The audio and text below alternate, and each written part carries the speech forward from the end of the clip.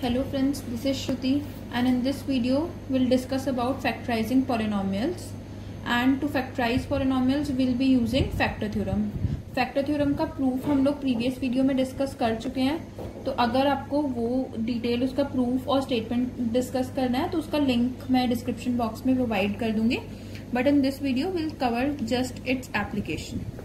So will start with factorising quadratic polynomial. So first question we are taking y square minus 5y plus 6. You have to factorize this quadratic polynomial. Quadratic polynomial को factorize करने के लिए हम लोग जो सबसे common method हम लोग यूज करते हैं that is middle term split. तो the name of the method is middle term split.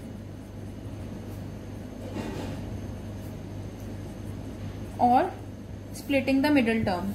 So अगर हम लोग ये बोल रहे हैं कि you have to factorise this polynomial using the method splitting the middle term, it means जो भी हमारा क्वाड्रेटिक पॉलिनोमियल होगा उसकी मिडल टर्म को हमें स्प्लिट करना होगा and then we have to factorise the polynomial.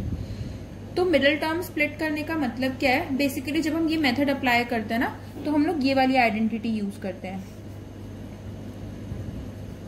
Which says x square plus a plus b x plus a b. And यहाँ पे हम लोग ए बी का साइन कंसिडर नहीं कर रहे. बहुत सारे केसेस हो सकते हैं, both can be negative, one can be negative and the other will be positive, जिसमें ए हो सकता है नेगेटिव हो फिर बी पॉजिटिव. तो बहुत सारे केसेस हो सकते हैं, बट हम लोग एक स्टैंडर्ड केस में इस आइडेंटिटी को स्टेट करते हैं.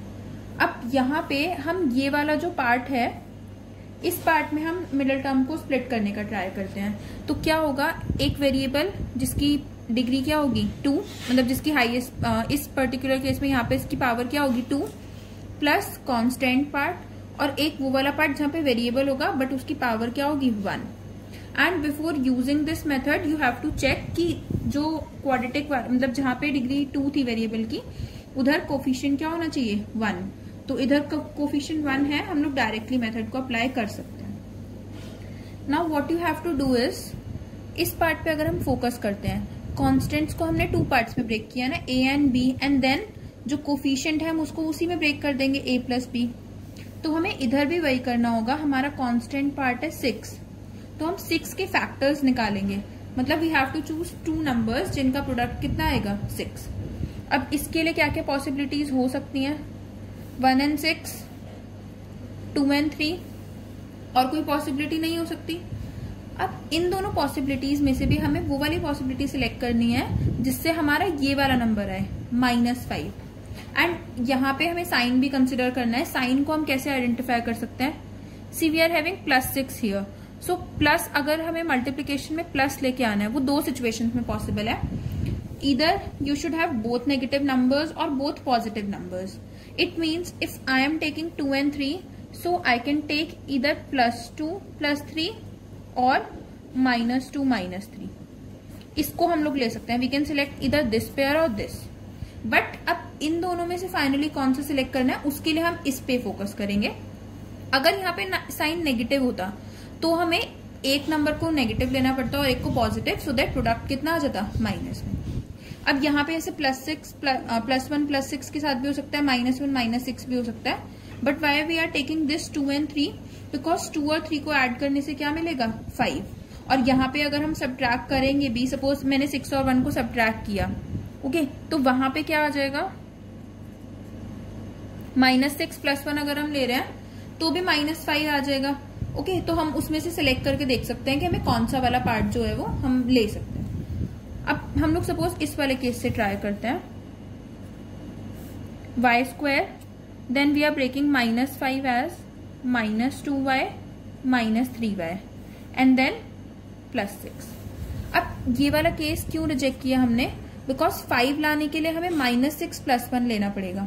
एंड अगर हम वैसा लेते हैं तो ये इसका साइन क्या होना चाहिए negative, but it is positive है, सो इसीलिए हमने इसको भी नहीं लिया. We are not taking +2 and +3 because +2 +3 से +5 होना चाहिए. So we have rejected this case and we are left with just this. So यहाँ पे हमने उसको पुट किया. अब इतना डिसाइड करने के बाद हमें इसमें ग्रुप्स फॉर्म करने होंगे. 4 टर्म्स आ जाएगी हमारे पास.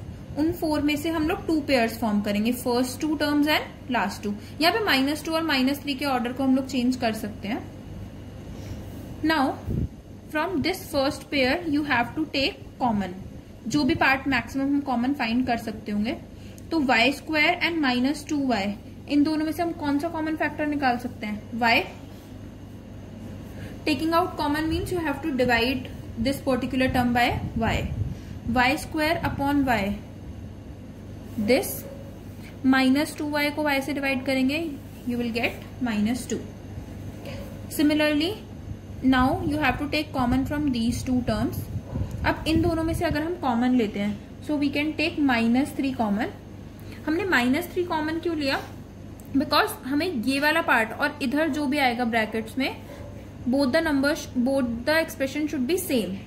अब अगर मैं यहाँ पे +3 कॉमन लूंगी तो अंदर -y आएगा, and here we are having +y, इसीलिए हमने माइनस कॉमन निकाला. -3y को जब हम -3 से डिवाइड करेंगे क्या बचेगा? y. सिमिलरली +6 को -3 से डिवाइड करने पे क्या बचेगा? -2. So now we can see both the expressions are same.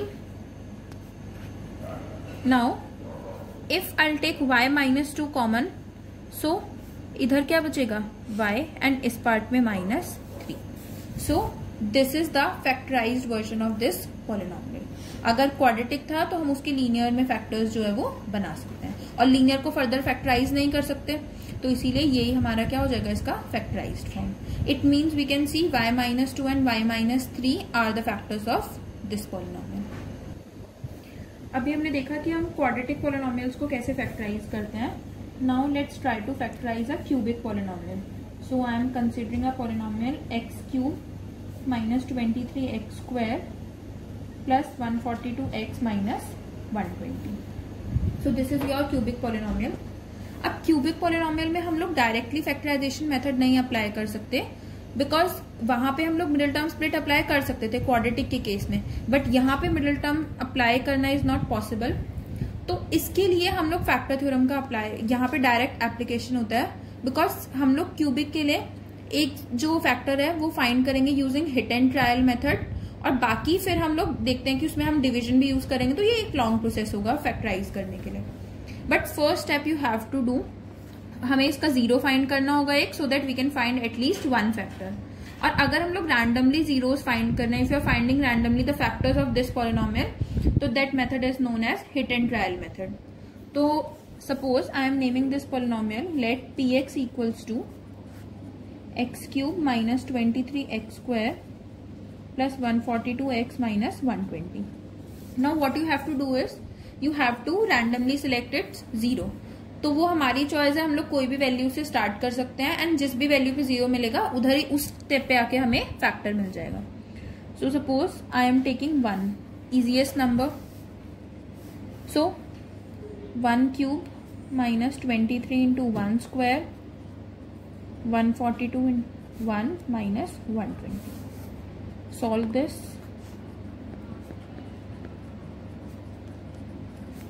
Just you have to simplify it. So -22 this part, and here we are getting +22, which is 0. So what are we getting? Therefore P1 is 1 is 0 of Px, because P1 is coming out 0, therefore 1 is the 0 of the Px.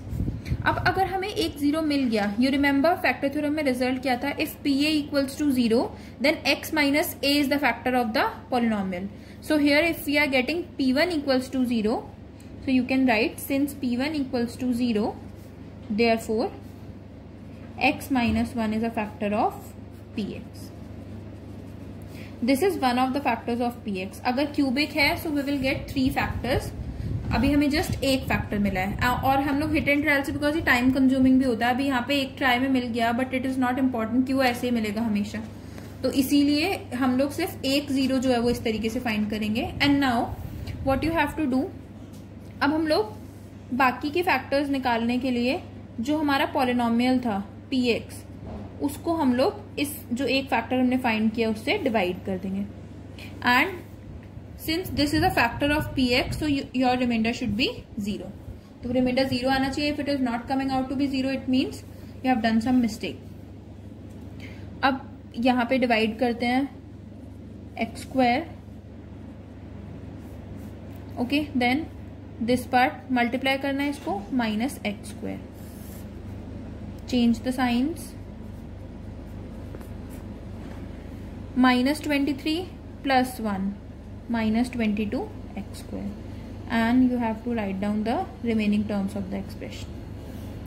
Now again -22x, multiply it.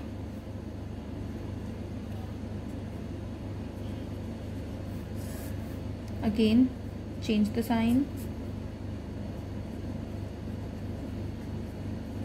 ये long division method भी हमने previous videos में discuss किया है, सो मैं इसका सबका link description box में प्रोवाइड कर दूंगी if you want to study this in detail. Okay, so now what are we getting? px is equals to what? x minus 1 into quotient, and your quotient is x square minus 22x plus 1. Remainder is 0.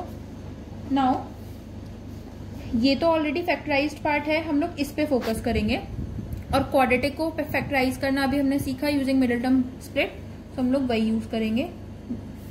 You have to write this as it is because हम इसको touch नहीं कर रहे हैं.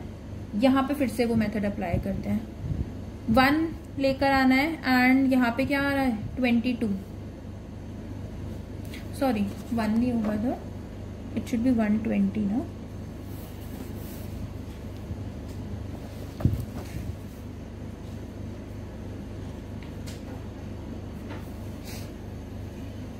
Now see 120. अब इसके factors बनाने हैं तो वो प्राइम फैक्टर्स से हम लोग निकाल सकते हैं, बट क्लियरली अगर हम सिंपलेस्ट फैक्टर जो विजिबल होगा ये लेते हैं 12 एंड 10, यू विल गेट 120 और इन दोनों का सम भी कितना होता है 22. बट अगेन यहाँ पे नेगेटिव है, इट मीन्स दोनों नंबर्स को हमें क्या लेना पड़ेगा नेगेटिव, तो प्रोडक्ट भी पॉजिटिव हो जाएगा एंड यहाँ पे भी माइनस साइन आ जाएगा. So I am taking -12x - 10x plus 120. Taking out common x minus 12, then यहाँ से -10, अगेन x minus 12,